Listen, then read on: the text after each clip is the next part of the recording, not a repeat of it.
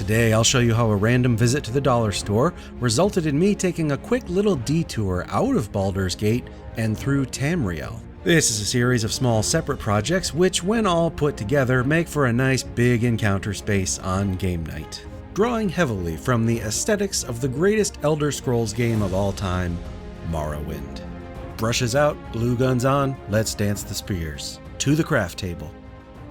And remember that our sponsor is Heroes Horde for you 3D printers out there. Excellent selection, including all TrueTiles lines.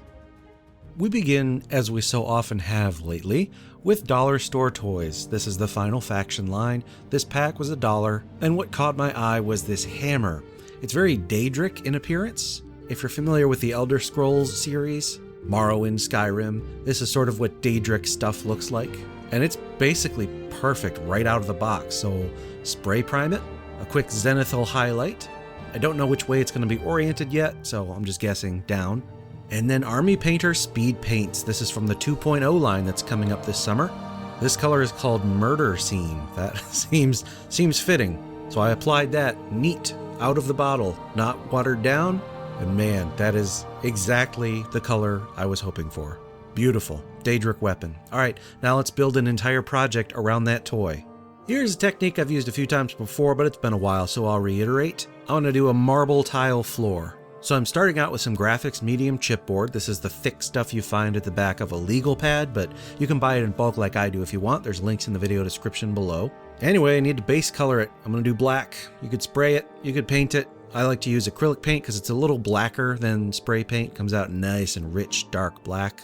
And while that's drying, I'm going to cut out the foundation for a large tile. I'm going to have this be an irregular cave-like room that has a flat 2-inch entrance to it so that it can be accessed from, say, a secret door in a normal dungeon or something, kind of like you'd see in Morrowind.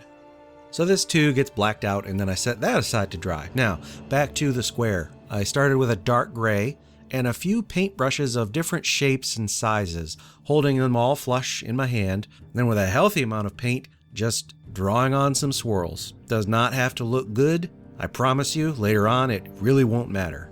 So I'm just going for solid coverage here, so there's very few areas where pure black is left. And then with a lighter gray, exact same thing. Don't worry about trying to draw it over top of or next to the dark gray ones. It really doesn't matter. Just get some more coverage here with this second color. Usually I do a third, but this is black marble, so I don't want to go too bright. So as you can see, it looks like a pure mess, which is what it is, but that's fine because our next step is to measure out a 1-inch grid and cut this down into 1-inch squares.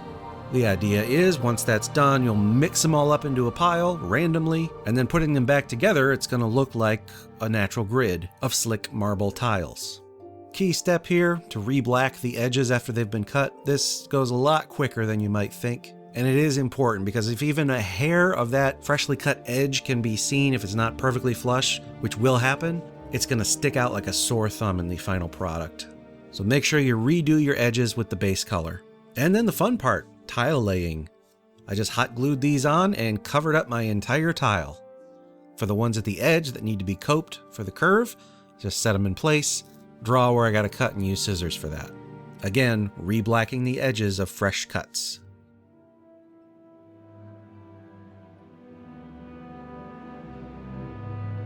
And for this slick black, like obsidian or marble floor, I'm going to apply some high gloss varnish. 2 thin coats, dries in a matter of minutes, piece of cake. I'm going to have some rocky nacelles on the tile, and to make sure that they fit properly, I trace the tile onto some more chipboard, then cut it out to use as a template or a jig on my foam cutter. This way, the curvature of the walls will match the curvature of the tile, and there's only one place it would logically go and look nice. In the end, I might have been overthinking this. Probably could have done it with cardboard because I'm about to cover it with modeling paste anyway, but whatever. And the base piece I sliced down into 3 and chopped away some bits, then glued them back together to form natural stairs.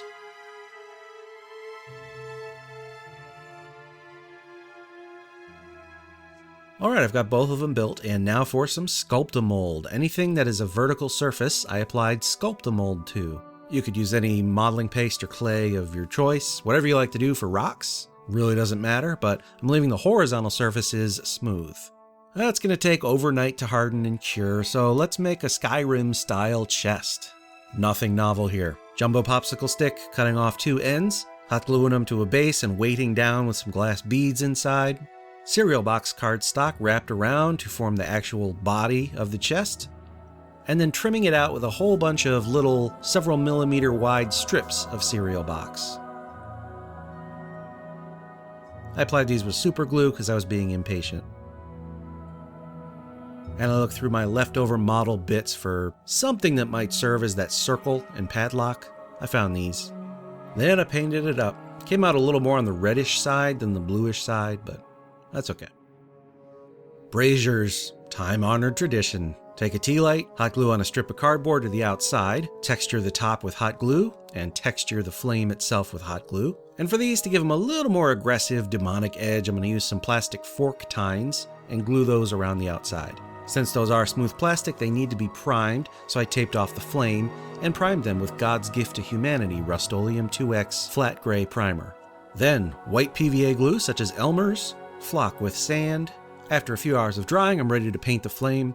I like to use yellow ink for this, because I need it to be pretty transparent, which paint is generally not. Also, applying paint with a brush, especially yellow paint, just looks horrible. So yellow ink neat into the airbrush gives me a perfect, nice, beautiful yellow tint. Followed by, this is called a red ink on the bottle, but it is definitely orange. It's like straight up orange. Makes me think they mispackaged it or something.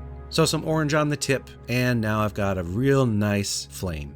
For all the coals, they get a manually applied thick coat of yellow paint, then a dry brush with orange, and a dry brush with red toward the periphery only, and finally some black, again mostly toward the periphery.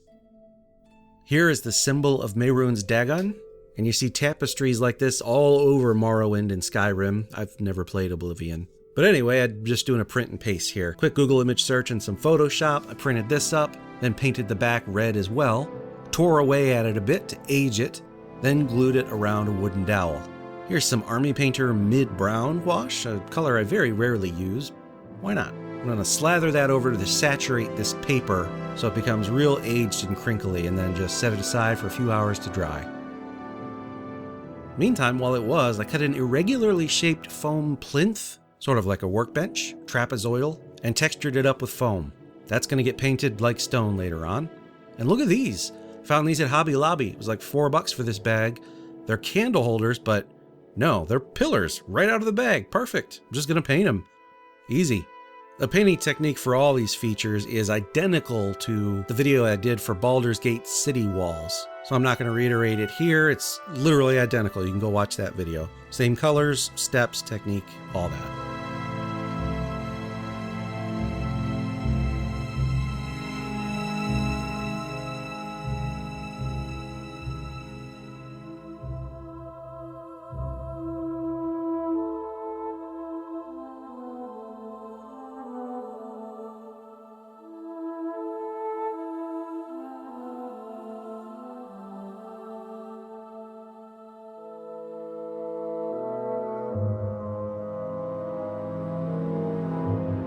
Here on the stone plinth, I've got some normal white printer paper, and by mixing white glue with some tan paint and a heavily watered brush, that goes into a nice slurry, douse the paper with it, and it's going to look like parchment.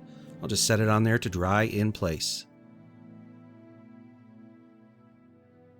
Then I attached some other goodies on here, stuff I've made previously in other videos, candles, potions, books, etc. Oh, and in Skyrim, you might recall there's lots of those ingots. You tend to find those black obsidian-like ingots in Daedric Shrines. So I've got some leftover sprue frames here, and I cut away some trapezoidal pieces. These just get primed up and painted black and gold, I think, and I made a bunch of them for future projects. There's few crafts that I love more than populating a small workbench with all these magical type trinkets. The key is to find the right color palette though. Don't put too much stuff on there, and don't put too many different colors on there. Try and cohere it a bit. Here's our intrepid party making their way down a dungeon hallway, and supposing they locate this secret door on one side, it reveals, oh, there's an entire Daedric Shrine in here. Several Dremora lords, and what appears to be the weapon of Mehrunes Dagon himself. Now, realistically, if and when I use this in a D&D game, I'm thinking if one of my players is a warlock, because we're getting ready to start a brand new campaign, so we have the opportunity. If they're a warlock, then anytime they need to commune with their patron, I could just drop in this tile, or even just that piece with the hammer mounted on it. Just for flavor, just for the setting. You know, the party decides on a long rest, and halfway through the night they get recalled for whatever reason. This is something for the player at the table to look at. Spark the imagination. By the way, all these miniatures you see, also painted with Army Painter's Speed Paint 2.0. Took on average 5 minutes per model. By the way, you may have noticed I've rebased all of my hero models on clear acrylic bases. Monsters can still go on whatever, flocked or decorative bases. And I will say, the effect is not as profound as I thought it would be. I find that it really doesn't look better or worse. Anyways, thank you so much for watching today. Please find us on Facebook, the Tabletop Crafters Guild, 40,000 other people doing this same kind of stuff. Till next time, I'm Wylock. Make things and play games.